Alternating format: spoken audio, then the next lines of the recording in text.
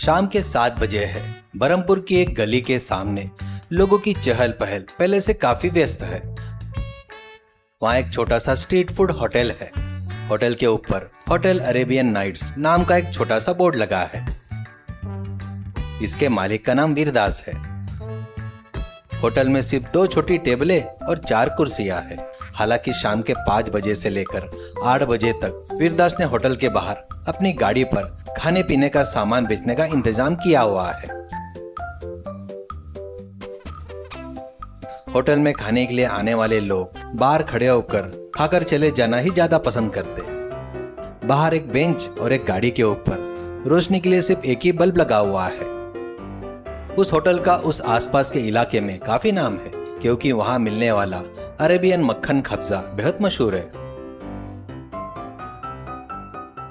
वह इसलिए क्योंकि वीरदास बहुत समय पहले मजदूरी के काम के लिए अरब गए थे और वहां के होटलों में काम करके लौटने के बाद उन्होंने यहाँ पर होटल खोला। वीरदास जो मटन खब्सा बनाते हैं वो इतना स्वादिष्ट होता है कि शाम होते ही खाने के शौकीन लोग वहां जमा होने लगते हैं। टावर क्लॉक शाम के 7 बज गए।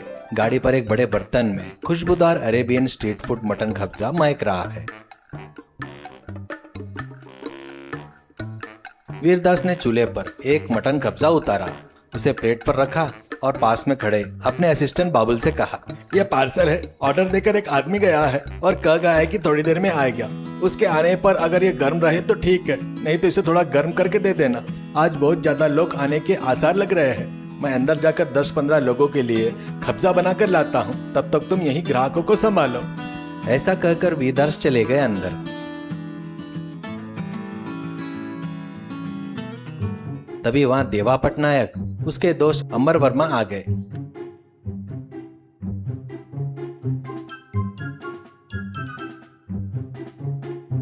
अंबर, भूख के मारे पेट में चूहे कूद रहे यार। इस गाड़ी का मालिक अंदर गया है, उसके आने में देरी होगी। यह मटन खब्जा गरम गरम सामने तैयार है ना, क्यों ना हम इसे पैसे देकर इसे लेकर खा ले। अरे रुको, जल्दबाजी मत करो। यह मालिक अंदर जाते समय अपने असिस्टेंट से कह गया है कि कोई इसे ऑर्डर देकर गया है। क्यों बोल मेरे दोस्त को बहुत भूख लगी है, यह मटन खब्जा ले लेते हैं, ये लो पैसे। वो जब पैसे दे रहा था, सर इसे ऑर्डर देकर जाने वाला इस इलाके का दादा जब्बार सिंह है। अगर वो आ गया ना तो बहुत खतरा हो जाएगा, आप इसे हाथ मत लगाइए।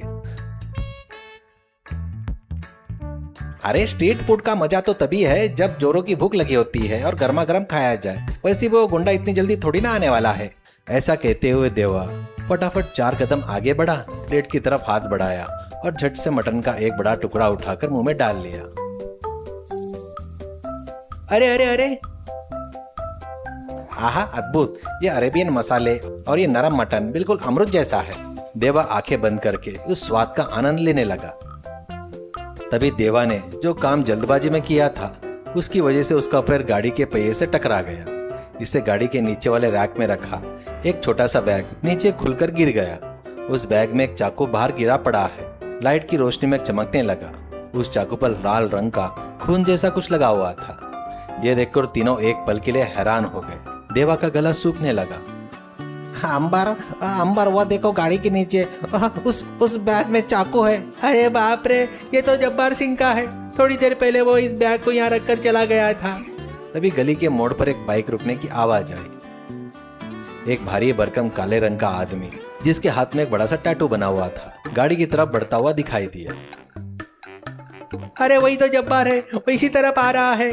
अंबर और देवा के डर के मारे पसीने होते हुए कहा, तुमने इसके मटन खब्जा में एक टुकड़ा पहले से ही खा लिया और वह बड़ा टुकड़ा था भाई। अगर उसे पता चल गया कि टुकड़ा कम है तो वह इस चाकू से हमें काट डालेगा भाई। मुझे बहुत डर लग रहा है अंबर, क्या हम यहाँ से भाग जाए? अरे नहीं, अगर हम यहाँ से भागे तो उसे हम पर शक होगा। हमें सामान्य व्यवहार करना चाहिए। लेकिन वह बैग तो हमारे पैर के पास है ना, अब क्या करें? अंबर का दिमाग काम नहीं कर रहा था। जब्बार गाड़ी के पास आया। उसकी नजरें बहुत ही क्रूर थी। वह सीधे गाड़ी के पास आया, ऊपर खड़े मटन कब्जा को देखा। किसकी इतनी हिम्मत है मेरे कब्जा का ढक्कन हटाकर उसे ऐसे हवा में खुला छोड़ दिया? जब्बार सिंह ने अपनी भारी और गूंजती आवाज में पूछा। बाबुल तक वहां से न जाने कहां भाग चुका था।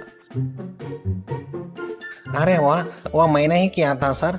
ढक्कन खुला देखकर जब मक्खियाँ भिन-भिना रही थी तो मुझे मक्खी भगाने के लिए कोई पंखा या कपड़ा नहीं मिला, इसलिए मैंने उसे ऐसे छोड़ दिया सर। जब्बार सिंह ने कब्जा की प्लेट की तरफ बहुत ध्यान से देखा।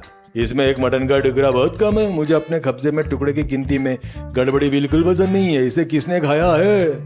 वह जोर से चिल्लाया। उसने गाड़ी पर हाथ दे मारा। उस झटके से वहां रखा पानी का एक गिलास नीचे बैग के पास गिर गया, जिससे वह चाकू और भी साफ दिखाई देने लगा।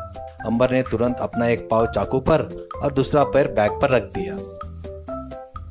सर, आपके कब्जा में टुकड़ा कम होने की वजह यह होटल का मालिक है, वह आपको कम टुकड़े देकर बाकी के टुकड़े अंदर छुपा रहा है। हमने थोड़ी देर पहले खुद देखा है। अंबर ने एक झूठी कहानी गढ़ दी। अच्छा, इस होटल के मालिक की इतनी हिम्मत, मुझसे चालाकी करेगा क्या? ऐसा कहते हुए जब्बार सिंह आग बबूला हो गया और अंदर मौजूदा मालिक को बुलाने के लिए गाड़ी के पीछे की तरफ गया। अंबर, यही सही मौका है, वो उस तरफ गया है ना, तुम तुरंत पुलिस कंट्रोल रूम में फोन करो। अंबर ने तुरंत अपनी जेब से फोन निकाला और 100 नंबर डायल किया। हेलो सर, यहाँ अरेबियन नाइट स्ट्रीट फूड गाड़ी के पास एक गुंडा आया है। उसके पास खून से सना हुआ चाकू है। उसका नाम जब्बार बताया जा रहा है। वो हमें जान से मारने की धमकी दे रहा है। सर, आप जल्दी आइए। अंबर ने लोकेशन बताई और फोन रख दिया। ठीक उसी समय सायरन की आवाज के साथ पुलिस की जीप वहां आकर रुकी। जीप में से 4 पुलिसकर्मी हाथों में बंदूक लिए उतरे। इससे पहले कि जब्बार सिंह चाकू उठा पाता, पुलिस ने उसे चारों तरफ से घेर लिया। उन्होंने खून से सना चाकू अपने कब्जे में ले लिया और जब्बार सिंह के हाथ में हथकड़ियां पहना दी। शाबाश लड़को, तो यह मोस्ट वांटेड जब्बार सिंह है।